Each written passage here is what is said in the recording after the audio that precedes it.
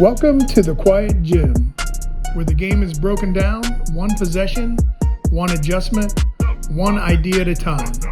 A place where basketball is studied, not shouted about.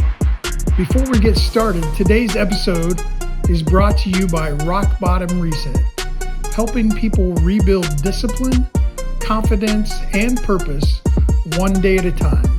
Visit rockbottomreset.com to learn more. And now, here's your host, Wyatt Prater. Welcome back to the gym. I'm Wyatt, joined again by Resto. Yes, sir. What's going on? How you been? Oh, pretty good. Been waiting to do this again. Yes, sir. Loved it last time. Yes, sir. So last time we talked about the Western Conference draft picks. Went pretty well. Wish you were there, but unfortunately we have lives. We do, and I have to wake up very early, unfortunately. So, Yes. And we not live that like 35 minutes apart. away, bro. Yeah. So, But hey, it could be worse. yeah, it's not that big of a struggle, but it's still No. a pretty big struggle around here, You around know, these parts. a weeknight's tough, so Yeah. I'm just glad we're weeknights getting it in again. Yeah, it was fun. It was fun. And Yeah. I'm excited to have you back. Excited to be back. We have a couple of different topics today. So first, we're going to start out with LeBron. Obviously, that's the big news. What do you think about that situation? I don't know. I think it's going to be like a homecoming for him. I think he's going to go to Cleveland or Miami. I think a lot has led up to it. I feel like the 76ers have been very interesting, but I don't know how much they can pursue after getting Jaylen Brown, Maxey. I think LeBron would be a great piece in Philadelphia. I just don't know how realistic it is at the moment. He's been spending a lot of the offseason in Cleveland, so to me that makes a lot of sense. Miami, I don't know why they want to pursue it because they need as much help as they can get, as we talked about last time. But I think it comes down to them. But I just don't know if he'd go to Golden State because as good as LeBron James and Stephen Curry are, they'd have to find more surrounding pieces for them to be very successful, especially in the Western Conference. So I think that's kind of why Miami and Cleveland are the front runners. Also with Philadelphia because they're in the Eastern Conference. It makes the most sense to me at least. What do you think about Minnesota? Minnesota, I don't know. I saw it the other day. I got the little sleeper notification, but before that, I didn't see anything about Minnesota. So I was kind of a little surprised. I haven't really thought about that one much, to be honest, just because I don't know how much it really would be pursued. But I still think Miami and Cleveland have a better chance than Minnesota. But I guess I could kind of see it just because of Ant, LaMelo. They have a deeper roster than Philadelphia, though. Yeah, LeBron would definitely help that team out. I think he would make any of the teams, the 5 teams that we mentioned, I think he would elevate that team more than any other team that he'd go to. Philly, he would fill in a spot they need because, as we talked about last time, Dean Wade's their starting power forward. I don't know if we said that on the podcast or we said it outside the podcast, but that's definitely a hole, even though they paid Dean Wade. I think he's going back to Cleveland. I was listening to ESPN and I heard Richard Jefferson say that he knows the plan. He's been known the plan. He knows exactly where he wants to go, and there's more to it. Yeah. So I don't know if that's a hello Bronny, come with me. I don't know if that's a making some kind of pay cut. I don't know if that's it could be anything, right? It could be another big announcement that he makes. You know what I mean? He drugged the Hennessy commercial out. That boy loves his attention. He could be going to the Noblesville Boom. I'm kidding. I saw that on the Pacers call. That was so funny, bro. And come to the Austin Spurs. Come to the Austin Spurs, please, LeBron. No, but I could see him seriously taking a pay cut and going to Cleveland, and then they get Harden back, bring Bronny in, and I could see that team being very dangerous. I think their ceiling's a 2 seed behind the Pacers. But no, I'm kidding. That team could honestly go to the finals. If I was being so for real, they'd win the Eastern Conference. Over New York? Over New York. That's not a terrible take. I don't know if I'd say that yet. I'm saying if he takes a pay cut, they get Harden back. I think if he goes there, I think either him or Harden will take a pay cut. I think they will end up with Harden. And I think that's why they're waiting out with Harden, to see how much money they want to pay Harden. I also was thinking that, but I also think they're waiting because I think they care more about getting LeBron there than Yeah, Harden. for sure. Obviously, like, I think most people would. So I think it's more of like, hey, Brown, we'll pay you what you want, and then Harden will try and get him back. Right. Then I can see that's not crazy. I don't know what other teams would be in like the Harden sweepstakes because there's been nothing about Harden, and I think the consensus is just like he's going back to Cleveland. Yeah. Yeah. As far as Miami, I do take it back to Minnesota statement. I think he'd elevate Miami more than he'd elevate Minnesota. Yeah. As far as like Miami's not that great right now, if you look on their roster. I mean, outside of Giannis and Bale. Of course, yeah. And those two have actually been really trying to recruit him hard. But I don't think that team's still that great with LeBron. There's a lot of empty stuff there. Like, Davion Mitchell, as good as he is, he's not a starting point guard on a championship team. And their depth is just absolutely terrible. Outside of, those three, if LeBron was to go there, and you could even say Wiggins maybe, that team's just, like, that's their only, championship players. Yeah, that's not going to win you the Eastern Conference when it looks almost better than ever. Right, yeah. I mean, you got New York, you got Indiana healthy now. Atlanta's only going to get better. You got Philly. It's probably the best they've looked like. Boston's still going to be respectable. Yeah, Boston's still going to be all right. Yeah, it's going to be a little bit more competitive than it was this year, at least. I mean, last year the Eastern Conference wasn't very competitive at all, at least when you get to the postseason. It really wasn't. I mean, New York lost one game. 2. Well, I meant before the finals, like to Eastern Conference opponents. They lost 2 to Atlanta. Oh, shoot, my bad. They lost good. 2 games. You're good. The whole playoff run against the Eastern Conference, and I mean that just shows how A, dominant New York is, and B, how weak the conference is. But I think it'll be completely different this year. Well, speaking about LeBron last year, I didn't really respect the regular season he had. But the playoffs he played very well. He played very well. But when you're second best player in the playoffs, who would you have said that is? Rui Hachimura? Yeah, probably. Who's now a Clipper. Yeah, shout out Rue. He low-key got paid. Respect. He's a bucket, actually. He got paid more than he deserved, but... Hey, you take it in that business. When you lose John Collins, you got to receive a Hachimura. Yeah, I thought Collins was very interesting on the Pistons. I didn't see that one happening, but I felt like they would have tried to develop Holland or someone there, but I guess they did lose Tobias Harris. I saw them making some kind of move. I thought they were going to get Hachimura. But John Collins isn't bad. I've seen a lot of people hate on that signing. I don't think it's a terrible signing. I do think it's a downgrade from Tobias Harris, especially after the postseason he had. He had a really good, I would arguably say he was better than Jalen Duren in the postseason. He was more valuable to them in the postseason. Paul Reed I thought he played better than Jalen Duren. He played solid. He's gotten a lot better there. And Detroit, when he started in Philadelphia, he was respectable, but he wasn't big. But now it's Paul Reed can go out there and give you 15 to 20 any given night. Right. He's a lot more respectable now. Yeah, and I think that's why they're, confident in getting Stewart, giving him away for not very much. But John Collins is a good veteran for them to have. He's big. He's got good size. He can shoot. He's athletic. Man, he can jump. He can out jump of the gym, for sure. And that will help Cade, expand his game. Passing it to him on the perimeter or close to the rim. Right. The better your teammates are, the better you'll probably look, and especially at that point guard position. And Cade Cunningham had a phenomenal year, and I'll expect him to get better. I mean, it should be only up for Cade. So. Right. Well, is there any world where LeBron goes to Detroit? I don't really see it. I don't think Detroit. I don't either. Really pursue LeBron. Just one to ask. I know. Which is I think any team, if LeBron's hey, I want to go here, they get him on the team somehow. But I think Rich Paul did say that there was 27 teams that reached out for LeBron. That's all but 3 teams. And one was the Lakers. Or the Lakers didn't reach back out. So he said no. But yeah, I think it really hurt the development for the Pistons. If they brought in LeBron for 1 year. You think? I do. I think it takes stuff away from Thompson. Holland would get less minutes. And it would kind of just be chaos because you're going to play LeBron no matter what. And the Pistons now just need to get players more experience because you saw in the playoffs against Orlando, they came out there flat. I mean, they did come back, great series. But Orlando had a terrible year. They did. And they shouldn't have been there, to be completely honest with you. No, I agree. But the Pistons didn't should have won in 5. To be completely Yeah, honest they with should you, have, too. and they had to come back from a 3-1. So I think deficit. LeBron going there is just going to hurt the progression or the improvement of Detroit's youth. And that's not crazy to say, in my opinion, even though LeBron, top 2 player of all time, whether you want to say he is or isn't, I just don't think it'd be a good fit for him in Detroit.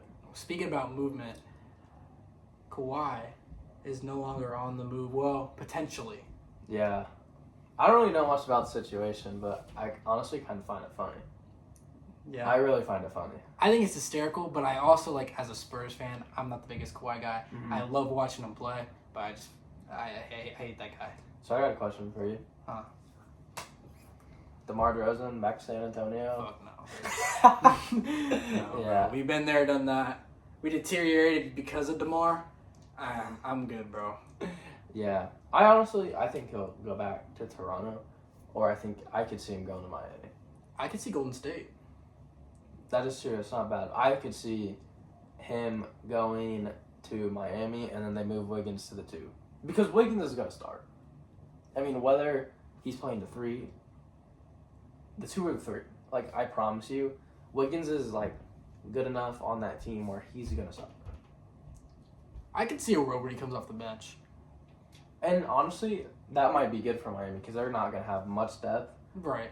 Yeah. But at the same time, though, I think Wiggins, if Miami makes the playoffs and they sign DeMar, and then you got Bam, Giannis, DeMar, and Wiggins, I think Wiggins starts in the playoffs no matter what.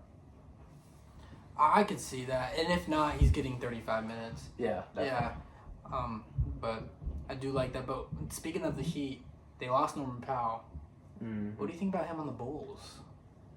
I think it was an interesting pickup for the Bulls. I kind of like how it's like a 2-year deal because like he was very efficient in Miami, but at the same time it's like he could have just been hot. But I think he's proved himself to where he earns a contract for $45 million. Because like some people I heard were like, oh, they overpaid for Norman Powell. Which, like, I don't think it was a bad deal. I think it was a win for both teams because he's looking to, A, get a bag, and B, compete. But I don't know if Chicago's ready to compete. So he's going to, A, go get his bag, but then after this, at the later stages of his career, I don't think he resigns in Chicago. I think he starts ring chasing after, which you kind of say ring chasing, but I think he's going to look to Win. But I think right now he's looking to get to the best of his game, which I think he's already at. He averaged 22 points a game last year. Very, very efficient for Miami, which I really can't believe they didn't try and bring him back. But I think it's just like a win for both sides right now. And I'm curious to see how he works in with Josh Giddey and that core because they've been together for like 2 or 3 years now, and they've kind of been mediocre the whole time. So I'm excited to see if Norman Powell can help them with his leadership take the next step. Well, with this, Norman Powell's a guy who's going into the season, and by the end of the season, he's gonna be 35. Like Yeah. he's getting up there, and yeah, he deserved his payday. I agree, but as far as the Bulls, if I was Norman Powell, I don't think I would have went there. I don't even before the money, because I mean he could have got decent money somewhere else, and you know I don't know what team would have been a great fit for him right off the top of my head, but you know right now you got Giddey. Your 2 forwards are Caleb Wilson, Mattis Buzelis. You just got Nick Claxton. That's not a winning team. And if you're Norman Powell, you got to go into the season thinking like, dude, I am this team's leading scorer. He's got to be. Right. And I mean, unless like Caleb Wilson has some kind of like rookie of the year, like crazy season, Buzelis takes some crazy jump. I mean, anything can happen. But I'm looking into this team and I'm like, all right, Norman Powell is this team's leading scorer going into the year, assuming that age doesn't catch up to him, which is not something I see because he's one of those rare players who's gotten better as like he's gotten older. But I'm not entirely sure about this. Now we've seen a new general manager get put in Chicago, so this could be a new head coach, right, and a new head coach, Thiago Splitter. So I think this will be a change for him. I think this is an attempt to be like, look, fans, we're trying to win, but we don't want to give up our youth in the process. Yeah, we got to spend our money somewhere, right? You can only be so like you got to spend all your money, not all of it, but you got to spend a good amount of it. So I don't mind it. I see it on the Bulls' side because it's like, well, we are still rebuilding, but we could bring in a veteran who's been an all-star, who's, a really good scorer who can maybe take some of our guards under our wing, even some of our forwards that we have that are young, teach him about, scoring because that's what he's great at. But at the same time, if I'm Norman Powell, I got to be thinking like, dude, Chicago hasn't done anything since Derrick Rose. I don't want to go there. Yeah. But for Chicago's standpoint, I could also see it as like bringing in a presence and like some team that's gonna like buy at the deadline. Yeah, I can right see there. that. Like you could get like a first round pick and a young player. Yeah, And because to me it's not an overpay. No, it's not like you overpay. can't ship him out. Yeah, exactly.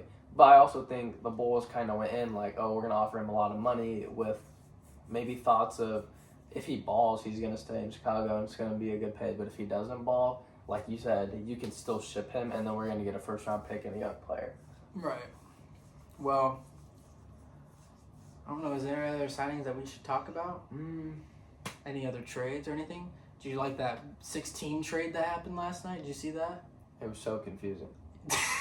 But it was like a 3-team. It was trade, like a bunch of kind of just added in a few. It was a bunch of things. role players. There's a It bunch of signing trades and a bunch of like second round picks. Chris Middleton, Yeah. D'Angelo Russell. I saw that. But I don't really know besides that what happened because it was just like a 16 trade, and then Shams only posted 2 of them, and I was like, okay. Washington really expects to win.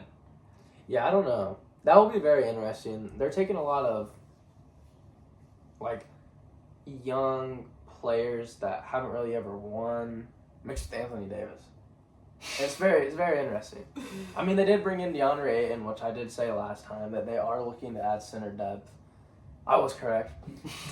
My pick was Miles Turner, but DeAndre Ayton is kind of similar. Mm-hmm. I mean, it's not crazy to say that they're far apart, but I think Washington will be very interesting. I think the bottom of the East is very weak, so I think they could be a high play-in seed. And I don't think that's insane to say everyone stay healthy. But yeah, Anthony Day-to-Day Davis, he's got to stay healthy. That's the big thing. Yeah. I mean, that's where it comes. Not only just AD, but everybody on that roster. I mean, they have a lot of young guys. Would you say their depth's that great? I'd say it's all right. I say it's all right. Like, I think it's better than Miami. Yeah, for sure. I mean, Ayton coming off the bench, that's a good backup center. You only got him for $8 million. That's a good deal. Only $8 million. Other than that, well, yeah, only $8 million, right? Yeah. But other than that, I mean, you might have Bilal or Keyshawn George, whichever one. You got Trey Johnson. I mean, they got an okay, but they're all young, and that's the thing. And they haven't won. Right, and they haven't Mm-hmm. And Bam scored 83 on them. Yeah, and Bam scored 83 on them. So they gotta improve their defense a little bit. And then they got Trey Young. Yeah. But she's been mediocre his whole career. Right, but at the same time, they gave Trey Young a bag. They did, which I do think he's a very good offensive player. It's just going to be like how much Washington wins is how much they're going to see from him, and I don't know how much Washington wins. Yeah, I'm not very sure on it either. I think they made win now moves. I think they're to the point where I felt it was kind of like I go into NBA 2K, I'm trying to rebuild the Wizards, and I went crazy at the deadline for next year. And I hope they do good. Yeah, I think they're in that weird in between where it's like, okay, we're rebuilding. We've been rebuilding for 6 years now. It's been too long. Let's go out and get a bunch of. And it's like these people are available. Why not take them? Which right. that is the right mindset if you're looking to change the face of things. I just don't know if they went about it the right way. Right. Like Trey Young, AD, Chris Middleton, DeAndre Ayton. Those guys are. I mean, they're good moves for winning teams. But the problem is they're not a winning team. They don't have that guy. I like the Trae Young move. You do? I do like that for Washington. Now, I don't know about the rookie max. That might have been a little much just because he's never really won and he's been off the court here and there. But I do like the Trae Young move because Washington's a young team and he's pretty young. Mm-hmm. I wouldn't say he's old. Pretty young. I like that move to kind of put him in there, and that's offense. Now, defense, lose a little bit, but a little bit. Trae Young can give you 45 any night. Oh, yeah. Any given so night. I like that they went for a young player to add to the young core. That's just going to be better. And he's a former All-Star, correct? Yeah. He's in the prime of his career. He is. I like that move. But then I didn't really like the Anthony Davis move. They didn't really have to give up too much for him. They didn't, but I understand what you're saying. Yeah. I mean, he does bring a different kind of like. I don't know how much of a leader he is actually in the locker room, but assuming the experience he's been in, like his age, not only has he won at the NBA level, he won at the college level. Yeah, he's just a winner. He won at the AU level. Bro. My bad. He struggles to stay healthy. He's Maybe. chopped. Yeah, he's got a unibrow. Yeah, he's got a unibrow. Actually, my girlfriend. He has my girlfriend shaved one. Oh, nice, dude. I know. Nice, bro. Yeah, my girlfriend shaved my beard, bro. I was looking like Harden. No, but AD's one of those guys where it's you're taking the gamble because you don't know whether he's gonna be healthy. He's one of those guys where like, okay, one season, like I would say probably 2 years ago, he was in the race for the MVP until he hurt himself. Yeah. And then last year, I mean, just He didn't sat do here like much. us the whole time. Yeah, seriously. He made a comedy show. He did. It was actually very funny. It was pretty I funny. really liked it. I liked it a lot. But he should be playing. Not doing Yeah, that. right. You You got got all the priorities, time. bro. Priorities. Yeah. You got 5 years left, dude. Do that when you're out. No kidding. But this is the only thing I got planned for today. We got our top 10 current point guards in the league. Right. I hope you made your list. I did. I just finished it up. Come prepared. Be ready for me to have a way better list than you. Yeah. Probably not. Probably. All right. I already know you got Tyrese at 1. I don't. I made this like a legit list. But if I was being biased, he'd be 1 because no one sees the court. All right. And Jordan McLaughlin's 1. TJ McConnell's 2. I mean, if McLaughlin's 1, McConnell can be 2. I'll give him McConnell. We can do Javon Carter's 4. We can do shout outs at the end. We can do like our favorite point guards that are like we like to watch, like not watch, but like respect. We gotta put our respect to some. Well, I did put some honorable mentions on there too. Oh, you did? Yeah. All right. I put 3 on there. All right, I didn't put any honorable mentions, Okay, but go ahead and say your honorable mentions. Right? All right. So honorable mention, first one was De'Aaron Fox.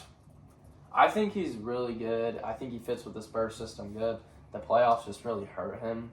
I think it kind of dropped his value a little bit, but don't get me wrong, he's still very valuable. But to me, that's why he's not in my top 10, is because of how the playoffs were handled. Next, I got Jamal Murray. Jamal Murray's just been a bucket.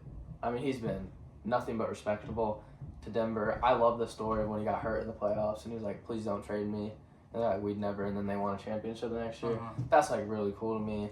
And he played really good in the finals, and I remember this year I watched a Nuggets-Sixers game, and he had 44 or 48, something like that, along the lines of that. And I mean, he was just every shot went up, it was in, and he's a very good player. And then my last one was Darius Garland. So he got traded this year. It was definitely, I think it was a down year for him. But before that, I really like Darius Garland. And to be honest with you, I would not have traded Darius Garland for James Harden. No? I would not have. Now, I know Cleveland was trying to buy in, and it makes sense, you're trying to go all in. But I think Darius Garland would help the future of Cleveland more than James Harden will. And if they don't sign James Harden, it's a big loss. I do agree. I think they were just stressed over trying to win now. I think that's a big part of it. And in hindsight, it looked good. In hindsight, it did look good. Harden ended up not playing very well in the playoffs, like he normally does, honestly. But Garland didn't honestly impress me in LA either. But he hadn't been impressing me in Cleveland the last 2 years. He's been hurt. He's been it looks like he's been playing hurt. So I do like Garland. I do like Garland. Mm-hmm. I think that now this year, I think he's in a better situation for himself. Like they don't really have anybody else, so yeah, Garland's the guy. Yeah. But I wouldn't honestly. I couldn't say that team that trade was a win for either team so far. As of right now, I think I would lean LA though.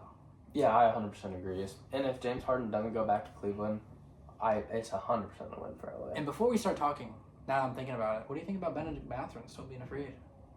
I think it's very interesting. I do think he will go back to LA, but I think right now LA's focus is just moving on from Kawhi Leonard.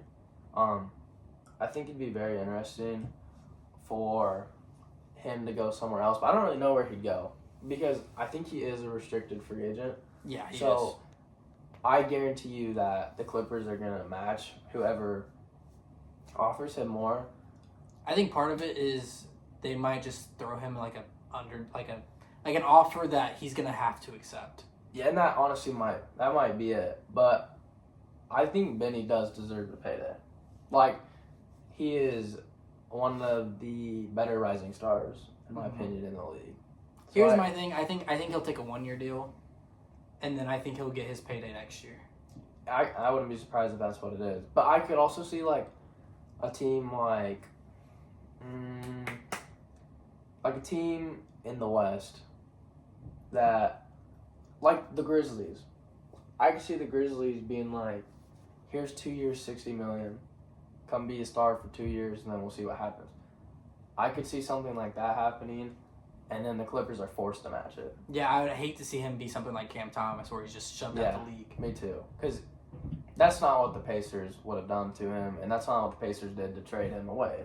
And he's a different kind of player than Cam Thomas. He definitely is. He can be a winning player. I know that in the playoffs with the Pacers, there was times where he just was non-existent. There was. But there was other games where that we saw in the finals existent. where it was like, yeah, if you didn't have Benedict Mathurin, you probably wouldn't have won that game. Game 3. Yeah. Especially. Exactly. He was honestly that team's best player. He was at times. That game. Yeah, game 3 he was. Yeah. I think he had like 30 or something. Yeah, no, I think was it 27, 28? It was something high. Yeah. But all right, let's go ahead and get started with our team. Who do you got at our list? What do you got at number 10? All right, so at 10, I have James Harden.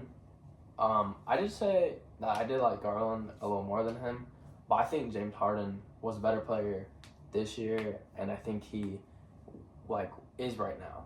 Mm-hmm. James Harden, go back to when he was in Houston, deadly player. He's moved around a little bit, but I still would be like, oh, my team's playing James Harden. I'm nervous. I think James Harden will finish as a top 10 point guard in the league, and I think he still is a top 10 point guard in the league today.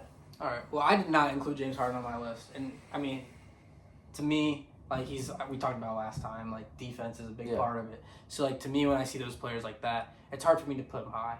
And I do agree that he is better than Garland now. I would agree that. But with that being said, he was played out of the playoffs. I think a big reason why Cleveland got swept, not that they lost, but they got swept, was because of James Harden. And he's not the scoring presence he used to be. Honestly, he's not the playmaker he used to be. Not at all. And, sometimes Father Time just hits you. I don't think he deserves a payday. Like, he's going to get his money. But I don't think he deserves no max. He doesn't deserve anything like that. I think Cleveland will bring him back. We kind of already talked about him a little bit, so I'm not going to drag it. But I don't think right now that he's on the same level as these other 10 guys I have about him, which is fair.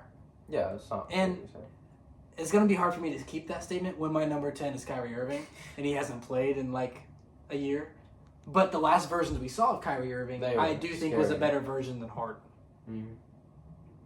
Yeah, but I think it's...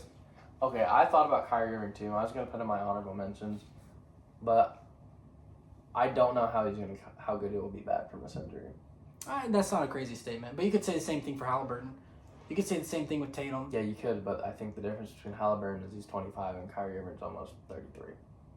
I mean, that's not a bad statement, but also you do see a lot of guys come back from injuries like this. A lot of them, even despite their age. I know, but I think the age just plays the factor. Like, Halliburton's 25, his body's going to recover a lot faster. Where Kyrie Irving's, his body's starting to shut down. He's not going to be the same athletic force that he was. Mm-hmm. So to me, that's why he was to me, Kyrie's most valuable thing this year, which is going to be funny to say because 5 years ago I would never have said this, was probably his leadership. Yeah. Because they're going to have Flag.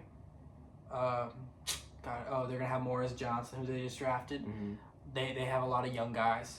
I think they'll ship a little bit of their older guys out again this year. I wouldn't be surprised. I could see Gafford being gone. But I think Kyrie, because, Klay's a on-the-court, kind of guy, but Kyrie's going to be playing 30-some minutes a game, if not on the higher end of 20. So I think his leadership's going to help them a lot. And I think, he's got championship pedigree.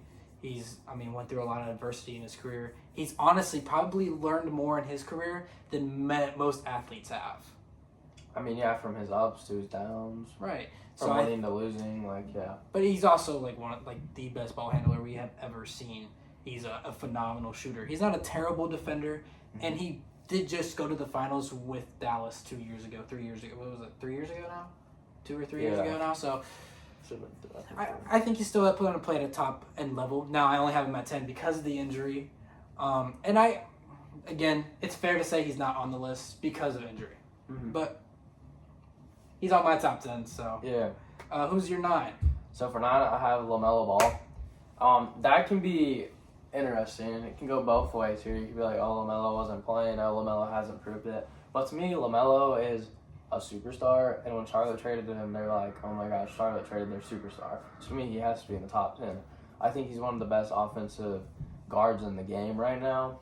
I think a lot of people fear him, and I think he could go and drop like 30 like any given night, and that's what makes him special. And I think since he's going to play in Minnesota, where he's going to win and he's going to compete, he's only going to get better. And I could see him being at a top 5 point guard in the league in the next 2 to 3 years, just because he's going to get better. He's going to improve. And I think Minnesota is going to hold him accountable. And I think he could become a better person. And I honestly could definitely see him being in the top 5 in 2 to 3 years. I don't think that's crazy. Again, as a player I didn't have on my list, but statistically, I would say he is close to that top 5. Like, offensively, he's got everything. He can rebound, he can shoot, rebounds more defense, but he can rebound, he can shoot, he can play make, and he's really flashy. And there's got to be a certain level of skill set to be flashy, especially in a league like the NBA. Yeah. But to me, it's just like sometimes he is a liability. Sometimes that defense is bad. Sometimes he only plays when he wants to play. And as far as that being a skill set, it's not. It doesn't but effort is part of the game. Mm-hmm. And so I have to take him off of my top 10 now. That's kind of harsh. But I think I agree by the end of the year, he might be a top 10 player.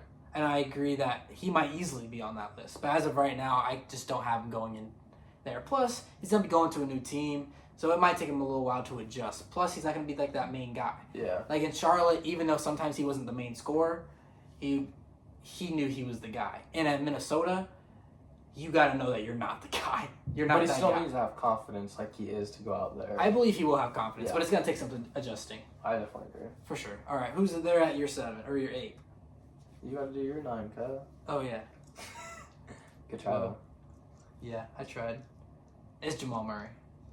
That. Jamal Murray, you already kind of talked about him a little bit, but yeah, he's a phenomenal scorer. I think without him on their offense, even though Nikola Jokic is amazing, I don't think they win as much without Jamal Murray. And again, when we seen when he is hurt, they're a whole different team than when he's on that team. And I think scoring wise, he's a top 10 player in the league, or not in the league, but point guard wise, he's a top 10 player. And he's a max deal kind of guy, and he's been snubbed to All-Stars many times. Now health is definitely a question with Jamal Murray, but I think that he's one of the guys that's been the most underrated in the league so far. There's a handful of those guys, and I think he's one of them. But I like the respect for Jamal Murray. I like Jamal. I think there's I definitely see a way where he's not on this list. Like I understand. But I have to put him on mine. Yeah, that's valid to me. All right, go ahead with your 8. So my 8's Trae Young. Talked about him a little bit ago, but to me, his offense is a top 5 point guard in the NBA. Like, I don't know. We'll go 10, for instance. Like, 10 players. You can't name 10 players that I'm, more scared to go out there and guard than Trae Young. Just because of how shifty he is, how much he can score, where he can shoot from. I think he's really good. He just got a super max. He's joining a new team. That can be very questionable because he kind of has to be the leader of Washington. You still got AD, but you don't really know how he is in the locker room and how much he'll be there if he's going to be hurt. Well, he's never been in a leadership role. He really hasn't. But honestly, he's learned from LeBron. Trae has either. But Trae Young was the face of Atlanta for a while. So to me, Trae Young is a good fit in there because he hasn't really proven much. But he's still a very good player, and he's capable of a lot of things. And I think he still will be I think he could win a few scoring titles, and that's not even crazy to say. No, it's not. It's not insane, especially if you put him on like, let's say Washington goes through some injuries. I could definitely see it happening this Or year. say Washington balls, and he's having a career year. Okay, yeah. I think Trae Young, like 2 or 3 years ago, I would be like, yeah, bro, this guy's like a top 5 point guard in the league. Definitely has not looked as well the last 2 years. But offensively, yeah, in any small guard, there's not many people better in NBA history as far as guys that are as short as him. Yeah. I mean, he can pretty much score on you wherever on the court. And I mean, as much as he wants to say he's at least 6 foot, he's not. So I can see this. I don't have him on my list because I am stricter on the guys who just don't take pride in a certain part of the game. That's crazy to say.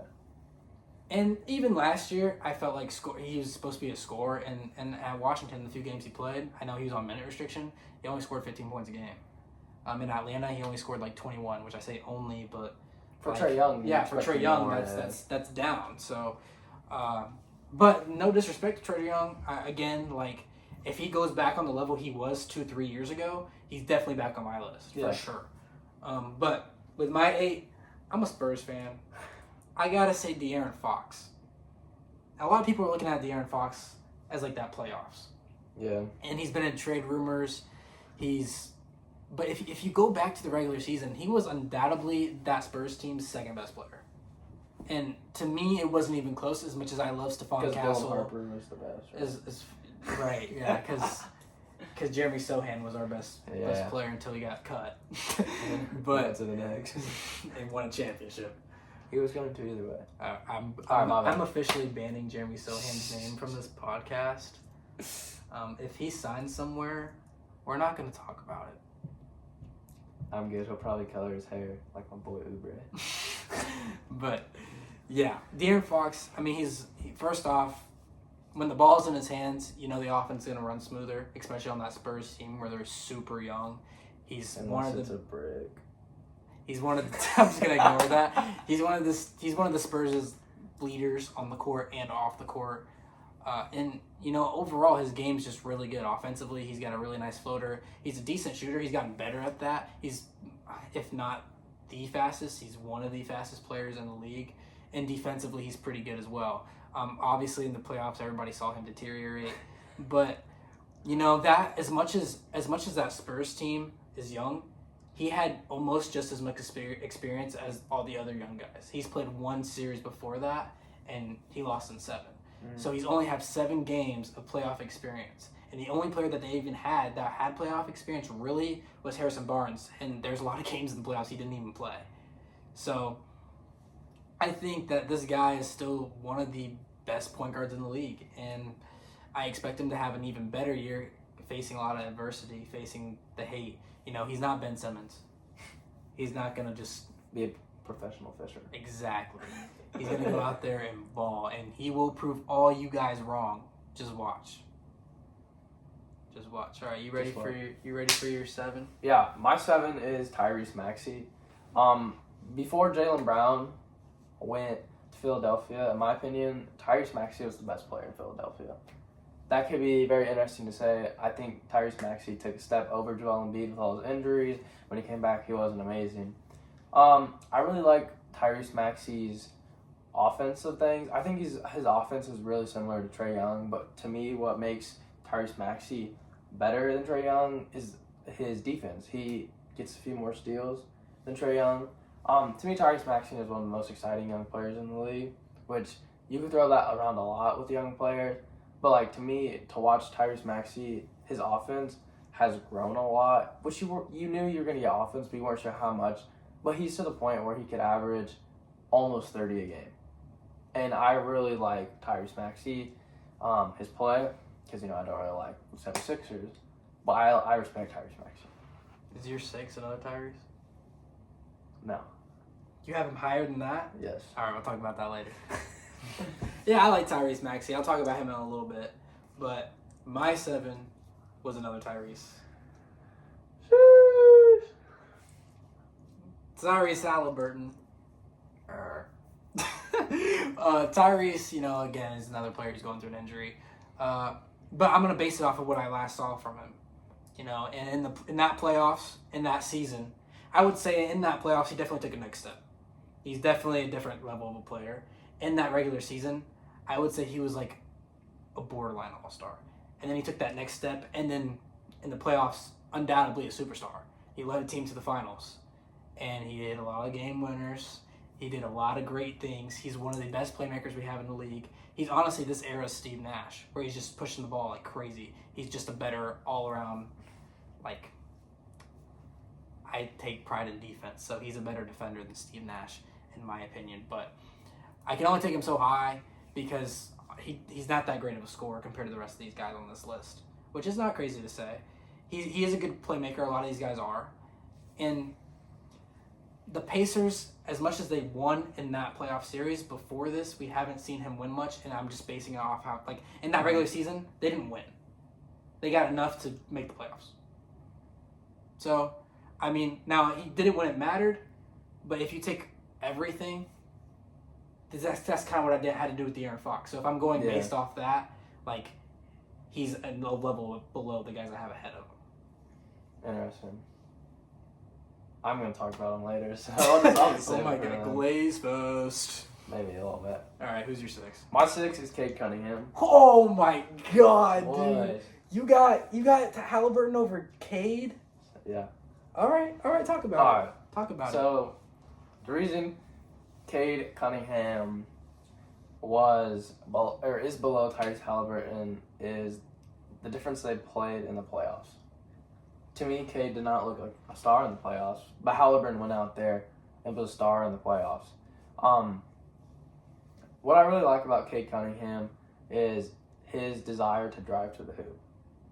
Like, he's not a guard. He's a guard that can settle for threes, but to Cade, a layup is better than a three-pointer.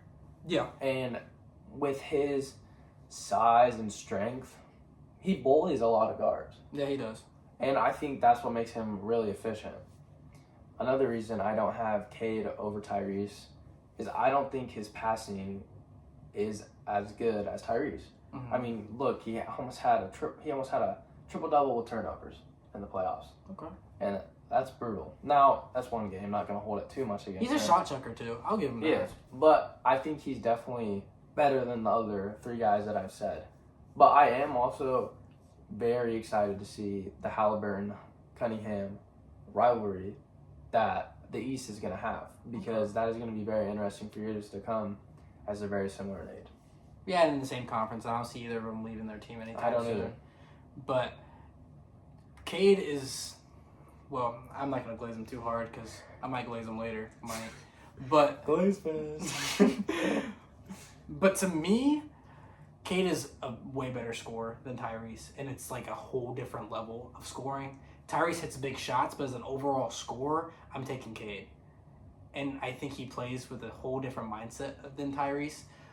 As far as passing, I will give Halliburton passing, of course. Halliburton's one of the best playmakers in the league. But that's kind of just not what the Pistons need from Cade.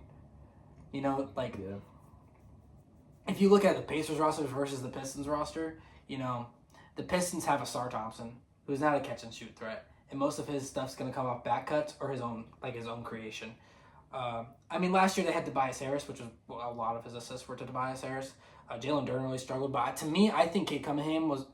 Ooh, I just butchered that name. I think Cade Cunningham was a big reason to why Detroit went so far in the playoffs as they did, which I say so far like it was really far. It really wasn't. But he was the only reason why they honestly won as many games as they did. I think he kept them afloat. I think he's the only reason they beat Orlando. I think there's no other reason other than if you want to give some credit to Tobias Harris. I think he's the reason they got in the hole versus Orlando. I think he's the reason they got in the hole versus Orlando and got out of the hole against Orlando.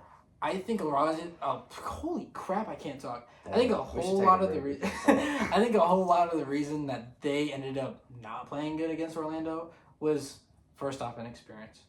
But secondly, they had no help from Jalen Duren. They had no help from, honestly, their depth. Turnover games. But he's doing it all. 6. He's doing everything. I know, but he's going to have turnovers. Yes, you can have turnovers, but you can't have 10. Okay, but when your ball is in your hand, 50% of the time, bro. Yo. When the balls are in your hand 50% of the time, bro, you're gonna you're gonna turn the ball over. It's gonna happen.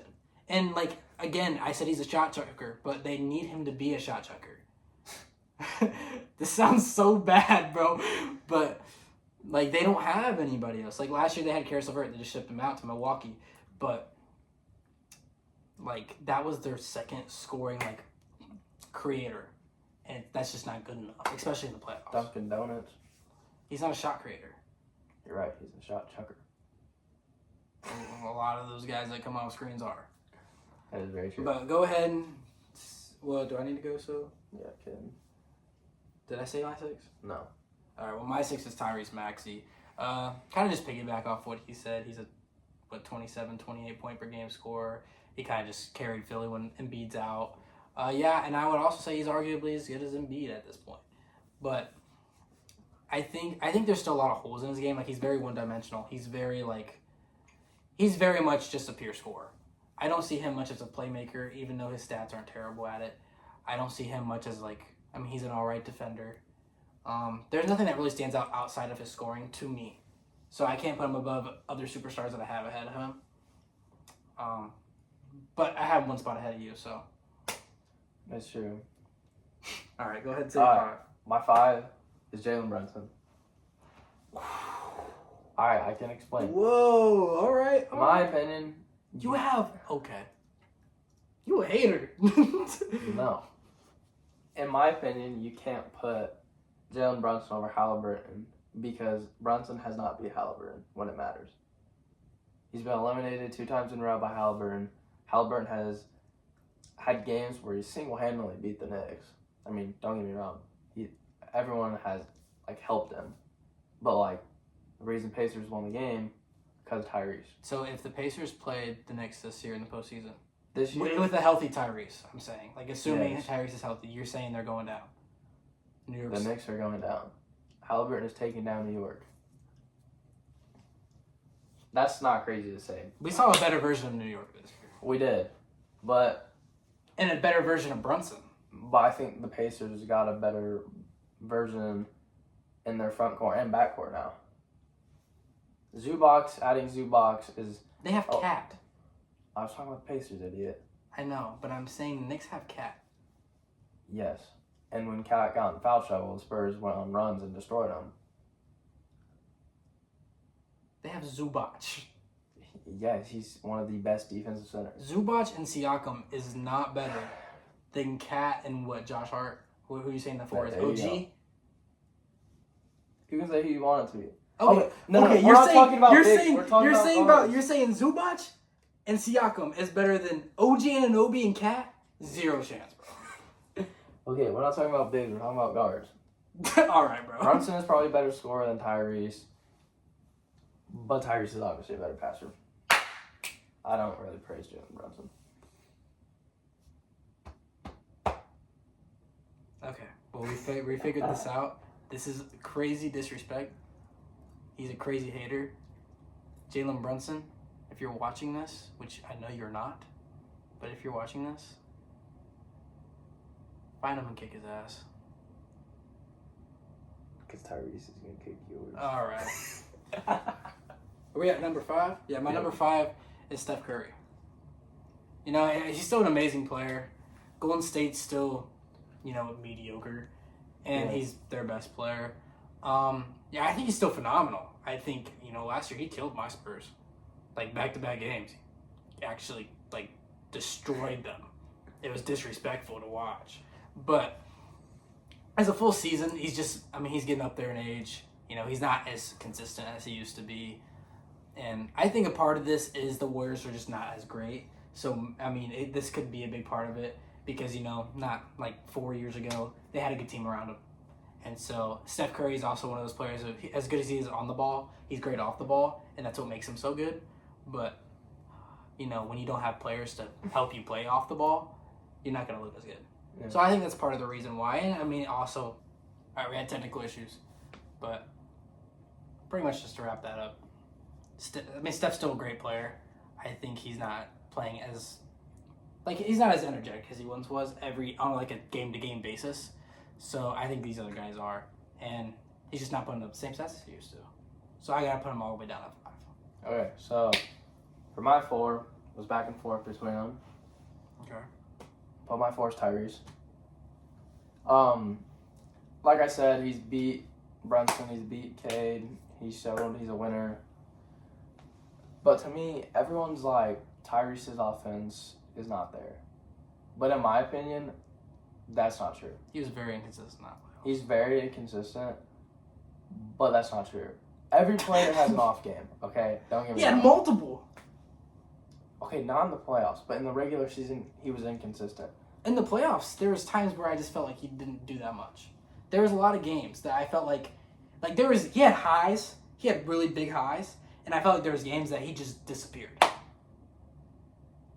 I don't know, though. I mean, okay, maybe like a game or two, but I don't think he was that inconsistent in the playoffs. In the finals, when there was games where they really needed him, like very much needed him, and he disappeared. Okay, anyways, back to the offensive thing. Everyone says Tyrese doesn't have offense, but those 4-game winners he hit was pure bag work. And you can disagree, No, I'm not saying but he you wasn't. have to create the shot. You do. And he created the shot 4 times in the same playoffs to hit the game winner. I was talking about this today with my coworkers at work. They were saying how Tyrese can't create his own shot. I was like, well, riddle me how he made 4-game winners off of his own moves. To me, that proves he can create his own shot. And then obviously, he's honestly probably a top 2 passer in the game, and he's not number 2. So that's all I'm gonna say. Bro, you just did a Drake line right now. I'm top 2 and I'm not 2. Yeah, Bro, speaking like Drake. Tyrese is number 1. All right, well, my number 4, I got Cade. We kind of already talked about Cade, but Cade, I have him over guys that are just, I mean, he's more consistent than, and he led a team to a 1 seed. You know, only great players can do that. And Tyrese, for example, can only lead his team to what, a 6 seed? They were the 4 seed. A 4 seed at max. Okay, what about the NBA Finals? I'm just playing with you. But yeah, I think Cade's an amazing player. I kind of already talked about him a little bit. That's why I have him at 4. The fact that I have him over Steph should tell you everything that you need to know. Yeah, I would never do that. All right, say your 3, bro. My 3 is Curry. To me, he's honestly the best point guard in the game. You can say it's Magic, but to me, it's Curry. Curry brought a whole new look at basketball, 3-point shot. Curry could go drop 50 points any night. To me, what proves a lot in this ranking, and I know this is right now, but to when they beat the Celtics. He's the reason they beat the Celtics. I agree. Not because of anyone else. Oh. Whoa! Not because of anyone else. Because Curry beat the Celtics. That was 2022. I know. But I still see, like, shades that. And I still think he's the reason the Warriors are successful. If the Warriors... Are they successful? I mean, kind of. They're still like a play-in team. Is that successful? I mean, they're almost in the playoffs. But my point is, Curry... He's so good. You can't not put him in your top 3, bro. Which I know you just did. I know, but he's so good. And like you said, he moves off the ball, and he's a catch-and-shoot threat from when he passes half court.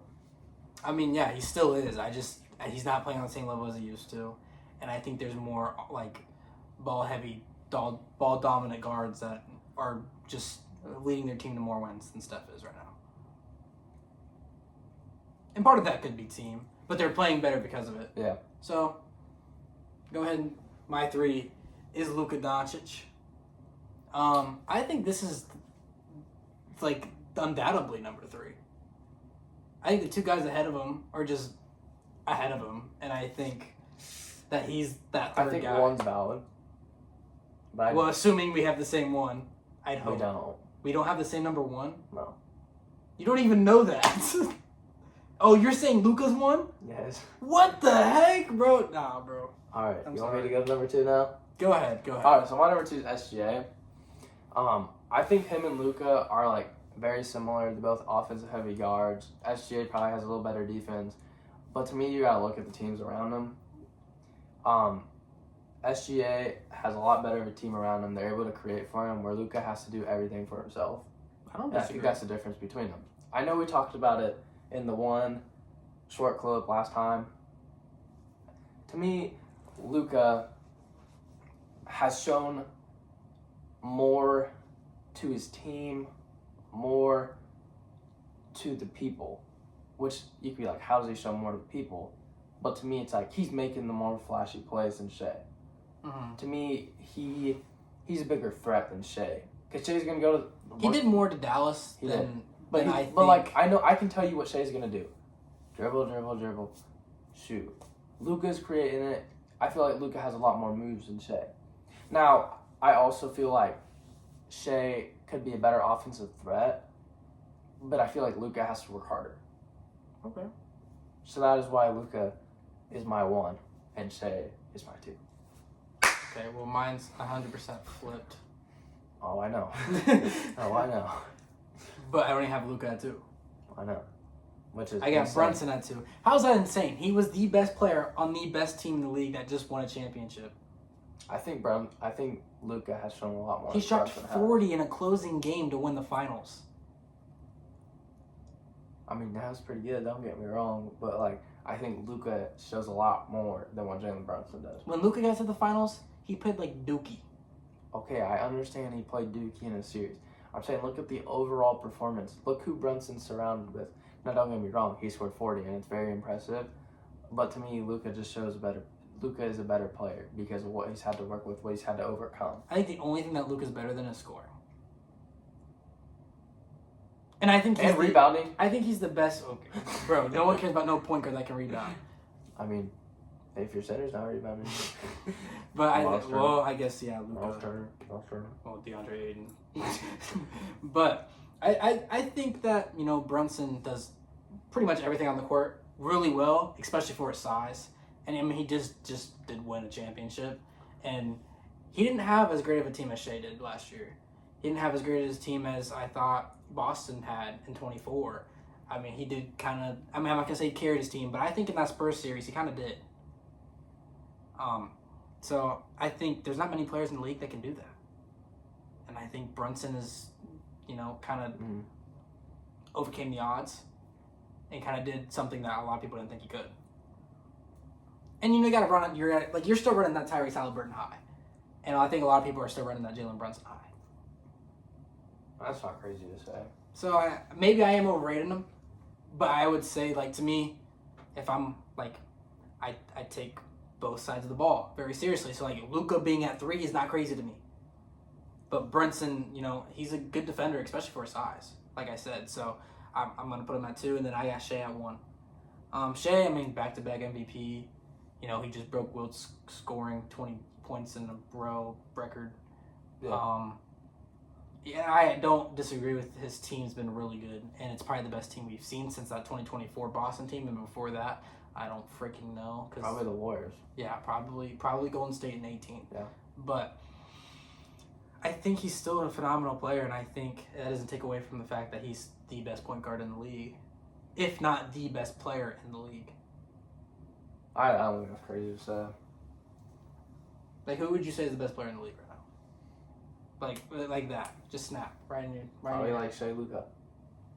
You think Shea Luka's the 2 best? Shea or Luka? Yeah, that's what I'm saying. Yes. So, that's not crazy. I think Shea gets the award because of how much more successful he is. I think if you swapped their spots... I think Luka wins the MVP. No. Yes. I don't think he does. I think Shea wins the MVP still. I disagree. You put Shea on a team that's really, really good, and he just won MVP. Yes. And now I get most valuable player. Do I agree that he's the most valuable player to his team? No. But the way they do the award, I agree that he should have had it. If that makes sense. Mm-hmm. But I think if you swap positions, I think he would be averaging 33 just like Luka did. And if you put Luka on that OKC team, whole different team, I don't think they go as far as they did. You could say that, but I think they'd be just as successful because I think Luka and Shea are honestly two of the best players in the NBA right now, and I think Luka would win the MVP just because of how much more successful he would be. Here's the take. I think the Spurs would have swept them. With Luka? Mm-hmm. If OKC had Luka Doncic instead of Shai Gilgeous-Alexander, San Antonio would have swept them in the conference finals. I don't know about that one. If you I think the Spurs still would have won, but I don't think it would have been swept. I think it would have been a sweep, easy. If not, like maybe Would have been a swept. maybe a gentleman's sweep, maybe. But like Luka, I mean, he would have had his games, like he's gonna have that every time. Yeah. But you lack defense. The Spurs have 3 scoring point guards. Not De'Aaron Fox. If he had Luka Doncic on him, yeah. Maybe. But that's what I'm like. The thing that makes OKC so good is 1 through 5. Every time they put somebody on the court, it's an elite defender. Even Shea, he's an elite defender. You got Case and Wallace, you got Caruso. All those guards, all elite defenders. It's part of the reason Isaiah Joe fell out the lineup because he just wasn't as good of a defender as the rest of the guys they wanted to play. Honestly, really like that their only weak guy on defense, and he's not even weak, is McCain. And he's still a good defender. He's still a great defender. Like, he's just not as great as those. Like, he's not elite. Mm-hmm. And I think that's part of the reason why they're so good is because their star player is also so good at defense, as well as the rest of their team. Like, even if you go to the bigs, they're all elite defenders. You take Luka on that team, I don't know if that team's still like one of the best defensive teams in the league. I don't think it drops off that much. I mean, I understand what you're saying. I would say Shea's better than Luka at defense. I don't think it'd fall off too crazy. I think one of the most important things when you're a defender, especially if like you're a really energetic defender. Now, Caruso is like, no matter what team he goes to, he's going to be an amazing energetic defender. But a guy like Case and Wallace, a guy like, honestly, McCain, if they go out there and their star player is playing like trash on the defensive end, they're going to take a step back. And I think what makes them so good is that they have Shea and Chet and J-Dub who all take pride on their defense. And I think that's part of the reason why they're so good defensively, because all those other guys rally around each other. It's not crazy. And I think it starts with Shea. And it goes down from there. It keeps like the next guy. It's definitely not a bad take. I don't think that's crazy to say. Their defense is very good. Very good. For sure. And I think if you put Shea on that Lakers team, I don't think they like win any more games. I think it's about the same. But I do think that Shea would end up putting up similar stats to what Luka had as far as scoring wise. Luka's a better playmaker. Yeah. So I think like no matter where he goes, if they put him in the same position, like Luka's gonna have more assists. Probably, yeah. But overall, I just think Shea's the better player. That's not crazy to say. I mean, he's proven more. But I just think Luka's had to overcome more. But it goes both ways. All right. Well, I respect, keeping an open mind. Is there anything else you'd like to talk about before we close this out? I don't really have much to say. There hasn't been much this week, to be completely honest with you. Just little small things. I already talked about. What I covered before I started the last podcast was Ayton. I talked about Ayton a little bit. I talked about DFS going to Charlotte. Yeah. I don't know. There's not much more to talk about. No, what do you think about DeMar? I don't know. I'd like to see him go to a place where he can win. I do too. All right, well. And I really hope Zach Lemmy doesn't follow him this time. Chicago Bulls 3.0. Oh, boy. All right, well, it was nice having you back on. Again, hopefully we could have you on again. Hope pretty soon. Yes, sir. Again, though, life sometimes takes a toll. It does. What we can do.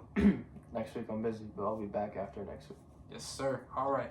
Well, it's good having you. Yes, sir, man. Till next time. Till next time. We out. Peace. We out.